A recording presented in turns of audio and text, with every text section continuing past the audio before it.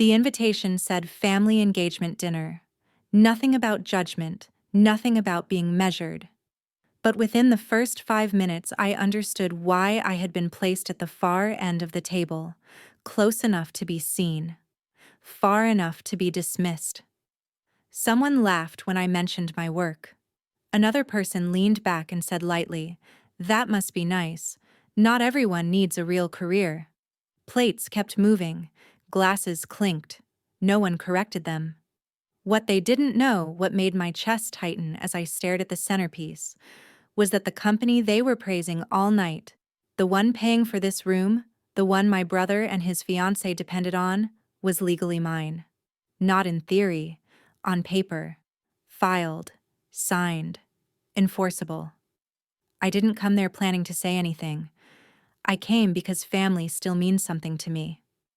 But sitting there listening to myself be reduced in public, I realized something colder. Respect had conditions. And I was watching the moment before those conditions changed. That dinner didn't end with applause. It ended with a truth no one was prepared to hear. If you're watching this right now, tell me where you are and what time it is there. I like knowing who's here with me. And if stories about family power and quiet turning points speak to you, you're welcome to subscribe. I'm glad you stayed. I didn't grow up invisible. I became that way slowly. In our family, there was always a clear rhythm to how attention moved. It followed volume, confidence, the person who spoke first and loudest. My brother Jason learned that early. He filled rooms, easily learned how to sound certain even when he wasn't. Teachers praised his leadership. Relatives repeated his plans as if they were already accomplishments. When people asked about us, they asked about him first. I learned something else. I learned how to finish things without announcing them. After college, while Jason took jobs that came with titles and introductions, I took contracts. Short-term, back-end. The kind of work that doesn't look impressive in conversation, but leaves a paper trail thick enough to matter later. Operations reviews, vendor negotiations, compliance cleanup after other people's optimism failed. I moved between companies quietly, often after something had already gone wrong. My parents didn't worry about me. That was their word. "She's fine," my mother would say. She's always been independent. It wasn't meant to hurt. It just closed the subject. When Jason started at the regional services firm, it came up at every holiday. The growth, the expansion, the new clients. He talked about leadership meetings and travel schedules, about pressure and responsibility. People listened. I asked questions when it felt polite. I never said I recognized the numbers. I never said I knew exactly where the margins came from. By then, I already owned a controlling share. Not the kind of ownership people imagine: no name on the building, no announcement email. Just documents filed through a holding structure, signatures placed carefully, authority delegated but not surrendered. I stayed out of daily visibility on purpose. The company didn't need another personality. It needed stability. Jason didn't know. No one did. And for a long time, that worked. Family gatherings stayed predictable. I was asked about my schedule, not my work. Whether I was dating. Whether I planned to settle down. The questions always curved away from substance, like there was an unspoken agreement not to look too closely.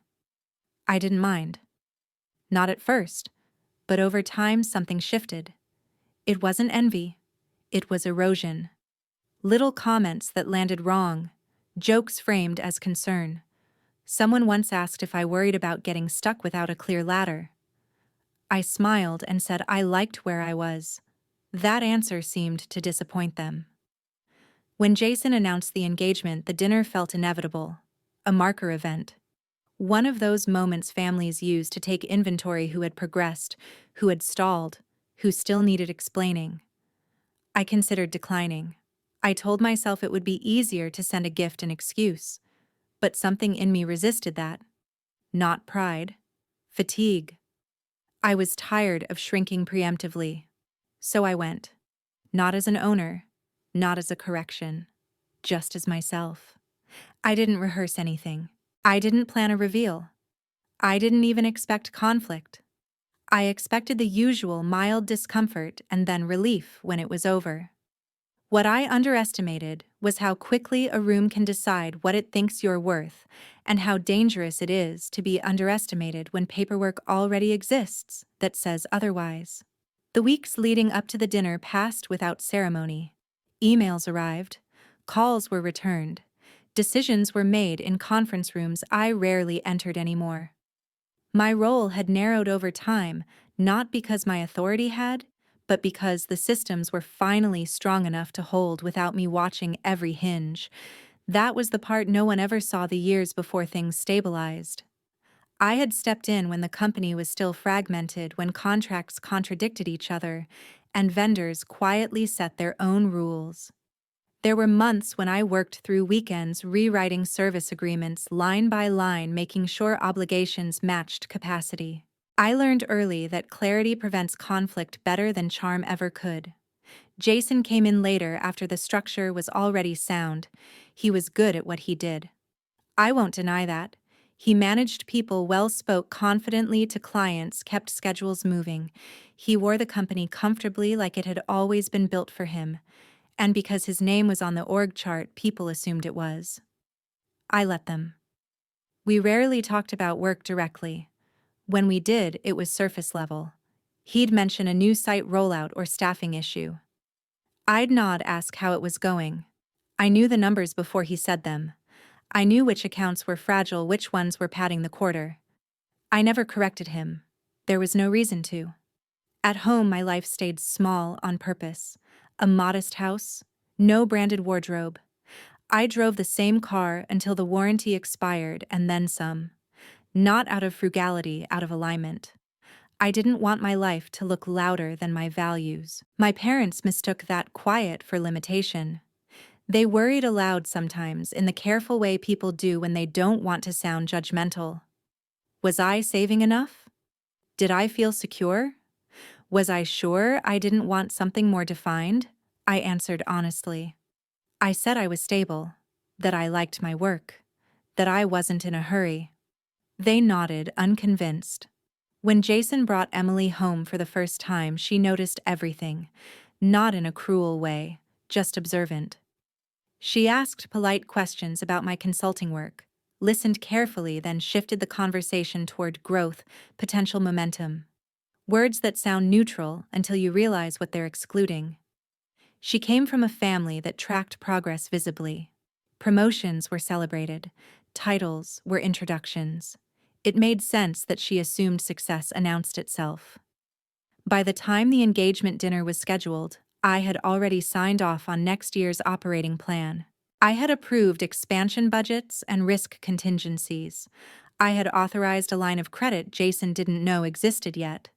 None of that felt dramatic to me. It felt procedural, necessary. The invitation arrived in my inbox like an afterthought. Restaurant name, time, dress code, no note, no warmth, just logistics. I read it twice. Then I archived it. Later that night, I opened it again. Not because I was excited, but because avoidance has a way of turning into permission for people to define you without resistance. I didn't need recognition. I didn't need gratitude. But I was tired of being edited out of my own life. So I RSVP'd yes. I chose my outfit carefully. Neutral. Unremarkable. Something that wouldn't invite questions. I wasn't going there to be seen. I was going because I wanted to know once and for all how much distance had quietly formed while I wasn't looking. Some dinners are just meals. Others are assessments. I didn't know yet which one this would be. But I felt even then that it wouldn't end cleanly. Not because of anything I planned to say, but because silence, when stretched long enough, eventually reveals what it's been hiding. The weeks leading up to the dinner passed without ceremony. Emails arrived. Calls were returned. Decisions were made in conference rooms I rarely entered anymore. My role had narrowed over time, not because my authority had, but because the systems were finally strong enough to hold without me watching every hinge. That was the part no one ever saw the years before things stabilized. I had stepped in when the company was still fragmented, when contracts contradicted each other, and vendors quietly set their own rules. There were months when I worked through weekends rewriting service agreements line by line, making sure obligations matched capacity. I learned early that clarity prevents conflict better than charm ever could. Jason came in later after the structure was already sound. He was good at what he did. I won't deny that. He managed people well, spoke confidently to clients, kept schedules moving. He wore the company comfortably, like it had always been built for him. And because his name was on the org chart, people assumed it was. I let them. We rarely talked about work directly. When we did, it was surface level. He'd mention a new site rollout or staffing issue. I'd nod, ask how it was going. I knew the numbers before he said them. I knew which accounts were fragile, which ones were padding the quarter. I never corrected him. There was no reason to. At home, my life stayed small on purpose. A modest house, no branded wardrobe. I drove the same car until the warranty expired, and then some. Not out of frugality, out of alignment. I didn't want my life to look louder than my values. My parents mistook that quiet for limitation. They worried aloud sometimes, in the careful way people do when they don't want to sound judgmental. Was I saving enough? Did I feel secure? Was I sure I didn't want something more defined? I answered honestly. I said I was stable, that I liked my work, that I wasn't in a hurry. They nodded, unconvinced. When Jason brought Emily home for the first time, she noticed everything. Not in a cruel way, just observant. She asked polite questions about my consulting work, listened carefully, then shifted the conversation toward growth, potential momentum. Words that sound neutral until you realize what they're excluding. She came from a family that tracked progress visibly.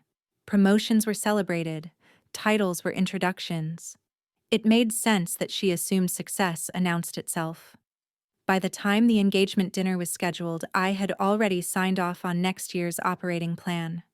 I had approved expansion budgets and risk contingencies. I had authorized a line of credit Jason didn't know existed yet. None of that felt dramatic to me.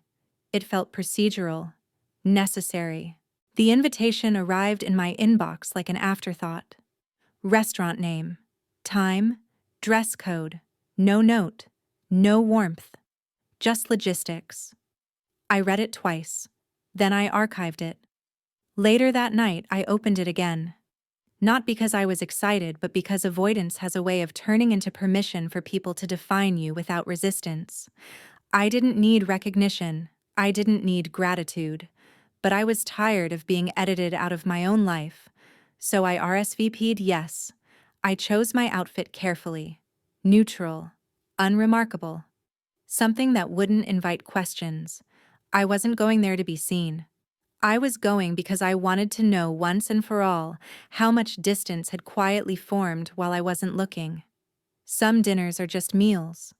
Others are assessments. I didn't know yet which one this would be, but I felt even then that it wouldn't end cleanly. Not because of anything I planned to say, but because silence, when stretched long enough, eventually reveals what it's been hiding. The restaurant sat just off the main road, tucked behind a row of newer storefronts, the kind of place chosen for milestones. Neutral decor, low lighting, menus heavy on words like artisan and seasonal. When I arrived, the parking lot was already half full. Jason's car was there. So were my parents. I sat for a moment before getting out, hands resting on the steering wheel, listening to the engine tick as it cooled. I wasn't nervous. That wasn't it. I was bracing for the small adjustments people make when they decide where you belong. Inside, the hostess smiled and checked my name. She glanced at the list, then back at me, then nodded and led me toward the private room. I could hear voices through the door. Laughter. Someone raising a glass. The table was long, carefully arranged. Place cards set in a neat line. Mine was at the end near the service door. Not hidden. Just peripheral. Close enough to participate. Far enough not to interrupt. Emily stood when she saw me. She hugged me lightly, her arms stiff with formality. "You made it," she said, as if I had nearly failed to appear. Jason nodded from his seat, distracted mid-conversation with someone from Emily's side of the family. My parents looked relieved. My mother touched my arm. "We weren't sure if you were coming," she said softly. Not accusatory, just observational. I said I would. I replied. That was all. As the evening settled, conversation flowed in predictable loops. Wedding logistics, venue options, guest lists, careers. Someone asked Jason about his role at work. He answered easily, confidently. He spoke about leadership meetings, about expansion plans, about pressure. Emily added details, framing their life as something in motion. Busy, important. When someone turned to me, it was with curiosity that felt performative. "So, what exactly do you do again?" one of Emily's relatives asked, smiling. "I consult," I said. "True in a way. Operations and planning." She nodded, already shifting away. "That must be flexible." "It is," I said. Another comment followed, lighter but sharper. Someone joked about how nice it must be not to answer to anyone. Someone else said something about real responsibility kicking in once you're tied to something long-term. Laughter passed around the table, careful not to look at me directly. No one said my name. The food arrived. Plates were placed. Wine was poured. The room filled with the sound of silverware and small talk. I ate slowly, mostly listening. I noticed how often the company's name came up, how it was spoken with pride, how Jason's role was praised, how no one questioned the foundation beneath it. At one point, Emily mentioned how fortunate they were to work somewhere stable. She thanked the management team. She raised her glass to leadership. I felt something tighten. Not anger. Recognition. I thought about the documents sitting in my home office, the filings, the signatures, the clauses that gave weight to words like stable. I thought about how casually stability was being claimed, as if it were atmosphere rather than effort. No one asked my opinion. No one noticed my silence. But silence has a way of collecting meaning, of turning into evidence. By the time dessert menus were offered, I understood something clearly. This dinner wasn't about celebration.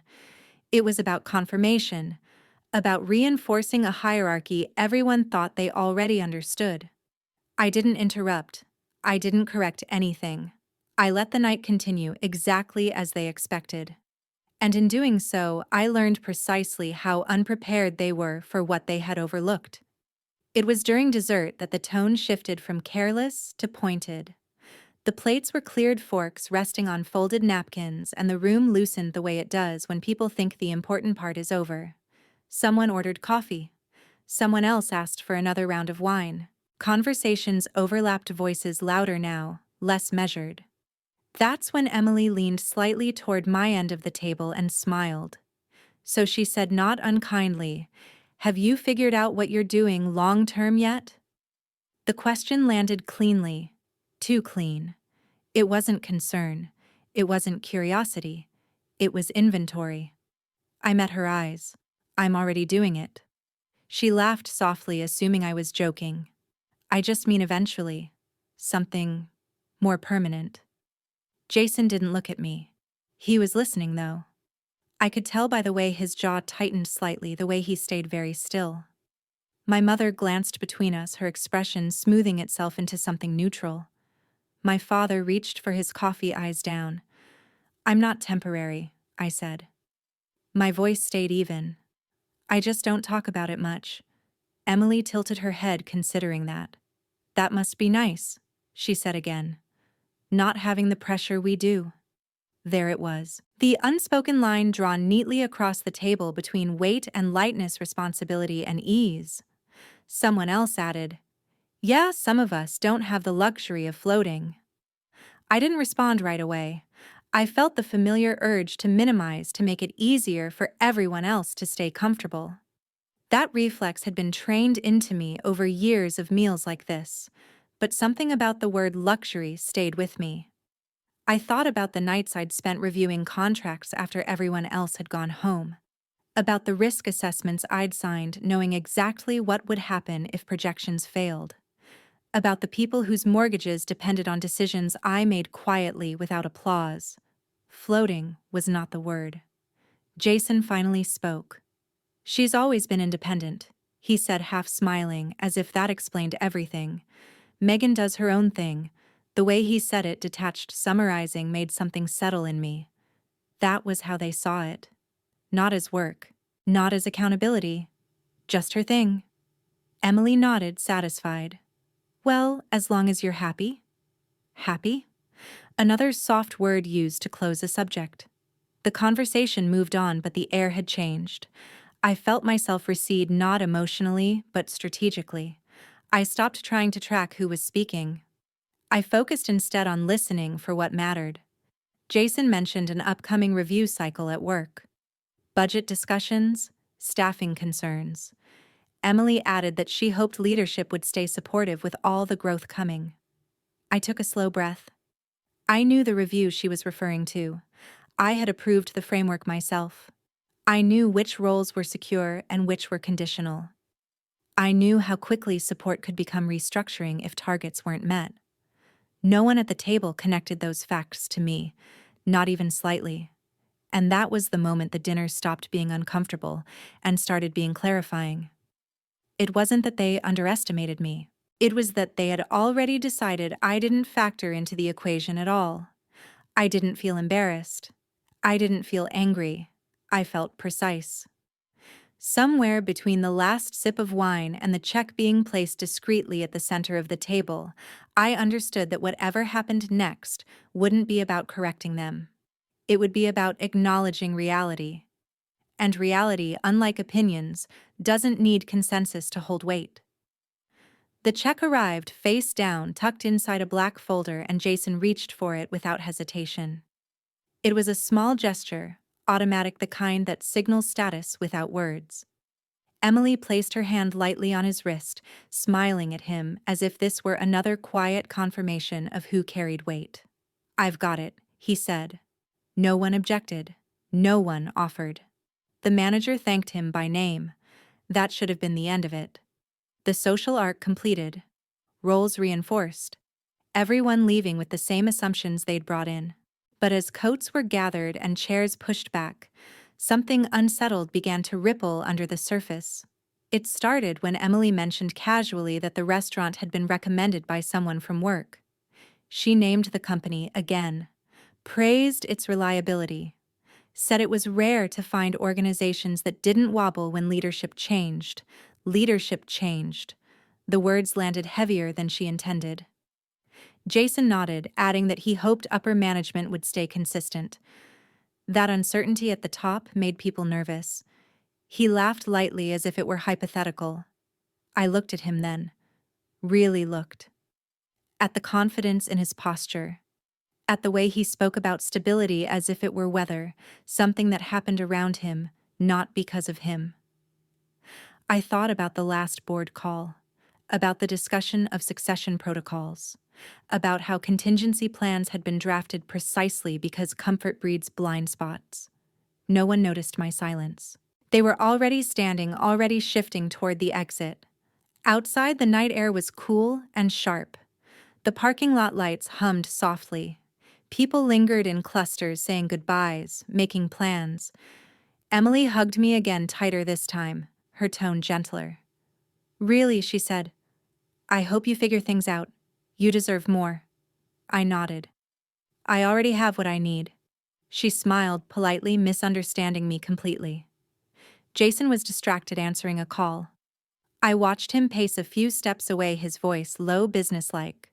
He looked exactly like someone who believed the ground beneath him was solid. My parents stood nearby, my mother adjusting her scarf, my father staring at the pavement.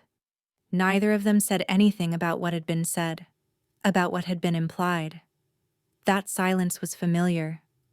It was the same silence that had followed so many moments before, the kind that avoids discomfort by leaving it unresolved. When Jason ended the call, he rejoined us, slipping his phone into his pocket. "Everything good?" he asked, upbeat. Yes, I said. Everything's clear. He didn't ask what I meant. He didn't need to. The night was already moving on. We parted ways shortly after. Hugs, promises to talk soon, comments about the wedding timeline. I drove home alone, the radio off the road empty. My thoughts weren't racing. They were aligning. I wasn't planning a confrontation. I wasn't rehearsing a speech. What had shifted wasn't my impulse to speak. It was my willingness to stay silent when silence was being mistaken for insignificance. At home, I didn't turn on the lights right away. I set my keys down. I stood in the dark, listening to the house settle. In my office, the folder sat exactly where I'd left it earlier that day. Tabs marked. Pages flagged. Everything in order. I didn't open it. I didn't need to. The dinner hadn't provoked me. It had informed me. There's a difference. One asks for reaction. The other demands acknowledgement. And once something is acknowledged, pretending it doesn't exist becomes impossible not just for you, but for everyone else involved. I slept well that night. Not because I felt vindicated, because I felt ready. The first call came 2 days later. I was in my kitchen, coffee cooling on the counter, laptop open to a spreadsheet I'd already memorized. The number on the screen was unfamiliar, but the area code told me enough. Work-related. Internal. I let it ring once before answering. The voice on the other end was cautious, respectful in a way that hadn't been there before. Someone from the executive side asking for clarification on a document they'd found while preparing for an upcoming review. Nothing alarming, just a question that shouldn't have existed if everyone fully understood the structure. I answered it cleanly, briefly. I didn't introduce anything new. When I hung up, I felt the shift, not dramatic, not visible, just a slight change in pressure, like a system realizing there's weight in a place it hadn't been accounting for. Later that afternoon, Jason texted me. Quick question. Do you know anything about a governance update they're rolling out? People are talking? I stared at the message longer than I needed to. I typed back, depends which part you mean. 3 dots appeared. Disappeared. Appeared again. Just feels sudden, he wrote. Like things are being decided without input. I almost smiled. Not because it was ironic, because it was accurate. Some decisions are like that, I replied. He didn't respond. Over the next few days, the company's tone shifted subtly. Meetings were rescheduled. Language softened. Certain assumptions were no longer spoken aloud. The kind of recalibration that happens when people sense a presence they hadn't fully mapped before. I stayed out of sight. I didn't step into rooms I didn't need to be in. I let the process do what it was designed to do. At home, my parents called. Separate conversations, both careful. My mother asked how I was feeling after the dinner, if anything had bothered me. Her voice hovered near concern but didn't cross into it. I'm fine, I said, just paying attention. My father was quieter. He asked how work was going. I told him it was stable. He nodded even though he couldn't see me. That weekend, Jason stopped by unannounced. I saw his car pull up through the front window. I didn't rush to the door. I finished what I was doing, wiped my hands, then let him in. He looked unsettled. Not angry, not defensive, just off balance. Hey, he said. You got a minute? I nodded and gestured toward the living room. He didn't sit right away. He paced. There's been some confusion at work, he said finally. People are being weird, like they're suddenly careful about things they used to joke about. I waited. And someone mentioned your name, he added. Not in a bad way. Just unexpectedly. I met his eyes. About what he hesitated. About ownership. The word sat between us. I didn't correct him. I didn't explain. I just let the silence stretch long enough to do its work. You could have told me, he said eventually. Not accusing. Just tired. I could have, I said. But you never asked. He flinched, not because the words were sharp, but because they were true. He sat down then, rubbed his face with his hands. I didn't think he started then stopped. No, I said quietly. You didn't. We sat there for a while. No speeches, no justifications. When he left, he looked older, more careful, like someone who had realized the room was bigger than he thought, and he hadn't been standing at the center. After the door closed, I didn't feel relief. I felt alignment. Things hadn't changed because I demanded recognition. They'd changed because reality had finally been acknowledged, and once that happens, pretending otherwise becomes a choice with consequences. The formal acknowledgement didn't arrive all at once. It never does. It came in fragments, language adjusted in emails, approvals rooted differently, meetings where my presence was implied, even when I wasn't invited. Authority doesn't announce itself when it's real. It reorganizes the room quietly until everyone feels it. Jason felt it most. He didn't say much after that afternoon. When he did, his tone had changed. Less assumption, more listening. The confidence was still there, but it no longer leaned on certainty. It leaned on caution. At work, the governance update moved forward exactly as planned. No disruption, no drama. The people who needed to know knew. The people who didn't adjusted anyway. That's how systems work when they are designed properly. The dinner came up again the following week, not directly, but in the way people circle a subject they're not ready to name. My mother called and asked if everything was okay between us. My father mentioned Jason seemed distracted lately. No one said ownership, no one said authority. They didn't need to. Emily reached out once. A message that was friendly, careful, almost apologetic without quite crossing into it. I hope I didn't say anything out of line the other night, she wrote. Sometimes I get carried away trying to keep things light. I read it twice. Then I replied simply, it's fine. Because it was. Not harmless, but resolved. What unsettled her wasn't that she'd been unkind. It was that the context she thought she understood had shifted. That the person she'd quietly categorized no longer fit the outline she'd drawn. People don't like recalibrating after they've made judgments. It makes them feel exposed. There was no confrontation, no scene, no moment where I corrected anyone publicly. That wasn't necessary. The truth had already settled where it needed to. Jason came over again the following weekend. This time he asked before he spoke. I didn't realize how much you were carrying, he said. Not looking for absolution, just stating something that had finally become visible. I nodded. I didn't realize how easy it was to let you believe I wasn't. He sat with that. Then he nodded too. I'm sorry, he said, quietly. It wasn't dramatic. It wasn't cathartic. It was sufficient. After he left, I thought about how close we'd come to letting that dinner harden into something permanent. How easily silence can be mistaken for consent. How often people who move quietly are assumed to be moving nowhere at all. I didn't feel triumphant. I felt clear. Clear about my boundaries. Clear about what I would no longer absorb to keep the peace. Clear about how much effort I was willing to spend protecting other people's comfort at the expense of my own truth. The company continued to grow. Responsibly. Predictably. I remained out of the spotlight. Not because I was hiding, but because I didn't need it. At the next family gathering, the tone was different. Subtler. Questions were framed with care. No one joked about floating. No one asked when I'd figure things out. They didn't praise me either. And that was fine. Respect doesn't always arrive as admiration. Sometimes it arrives as restraint, as awareness, as the quiet decision not to cross a line again. That night at the restaurant had been a test. Not of my patience, but of how much truth I was willing to withhold to preserve a version of myself that no longer fit. I hadn't raised my voice.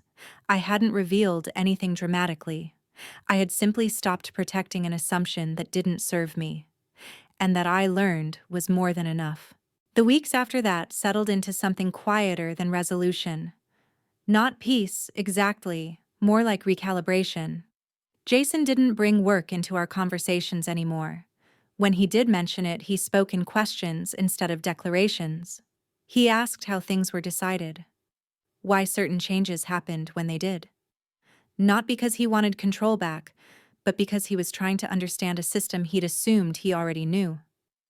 That shift mattered more to me than an apology ever could. At home, my parents adjusted in smaller ways. My mother stopped asking whether I was still consulting and started asking how my week had been. My father listened longer before responding. Neither of them acknowledged what they'd missed before. They didn't need to. Awareness doesn't always come with confession.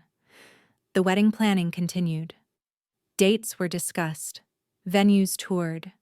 I was included, but differently now. Not as an accessory to family harmony, but as someone whose time and opinion had weight. Emily remained polite, careful. She watched me more than she spoke.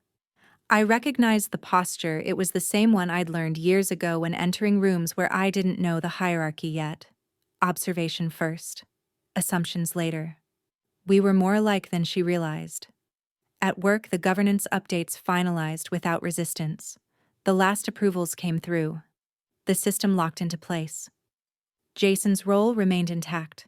No penalties. No demotions. Stability preserved not out of generosity, but because it made sense. That distinction mattered. One afternoon, an internal report crossed my desk. A summary of engagement metrics, retention risks, projected growth. Clean, accurate, predictable. The kind of document that tells you things are working not because of momentum, but because of intention. I signed off on it and closed my laptop. That night, I thought about the dinner again, not with anger, but with distance. How small the comments had been. How easily they could have been dismissed as nothing, and how heavy their cumulative weight had been all the same. It would have been easy to react, to correct the record loudly, to reclaim space with force. But that kind of response burns hot and fades fast. It invites debate. It asks to be judged. I hadn't wanted that. What I wanted, what I needed, was for the truth to exist without my constant defense. For my presence to be structural, not performative. And it was. The change didn't come with celebration. It came with fewer assumptions, fewer interruptions, fewer casual dismissals dressed up as concern. It came with space. One evening, Jason called and asked if I wanted to help review a proposal he was working on. Not because he had to, because he trusted my judgment. I agreed. We worked through it together quietly. No hierarchy between us, just collaboration. After we hung up, I sat for a long time in the dark, phone in my hand, thinking about how close we'd come to letting distance turn permanent, how easily misunderstanding calcifies when no one stops to examine it. I didn't feel victorious. I felt relieved. Relieved that I hadn't betrayed myself for the sake of being liked. Relieved that I'd allowed reality to speak where explanation would have failed.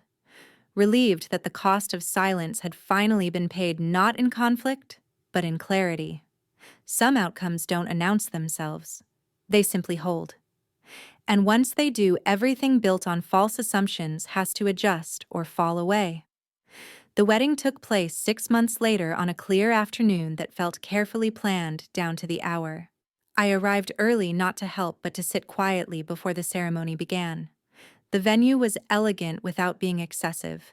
Neutral colors, clean lines, nothing trying too hard. I took my seat near the aisle, not in the front row, not hidden, just present. Jason looked different when he walked in.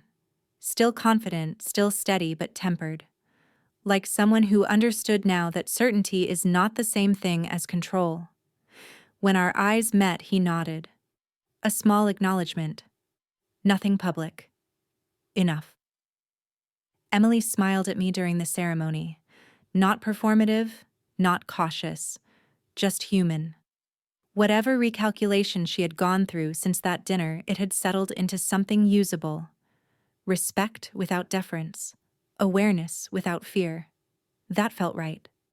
My parents sat a few rows ahead of me. My mother reached back once and squeezed my hand. My father didn't turn, but his shoulders eased as if something long held had finally been set down. They didn't say anything. They didn't need to. The reception passed without incident. No speeches about careers, no jokes about responsibility. Conversations stayed where they belonged, on the couple, on the future they were choosing together. At one point, Jason came to sit beside me. We watched the dance floor without speaking. "I didn't know how to see you," he said finally, not apologizing, naming something real. "I didn't give you much practice," I replied. He nodded. "I'm learning." That was all. Later that night, I left early. Not out of discomfort, out of completion. I drove home under an open sky, windows down the road empty. I wasn't replaying anything in my head. I wasn't waiting for the other shoe to drop. Nothing else needed to happen. In the months that followed, life continued quietly. Work remained steady.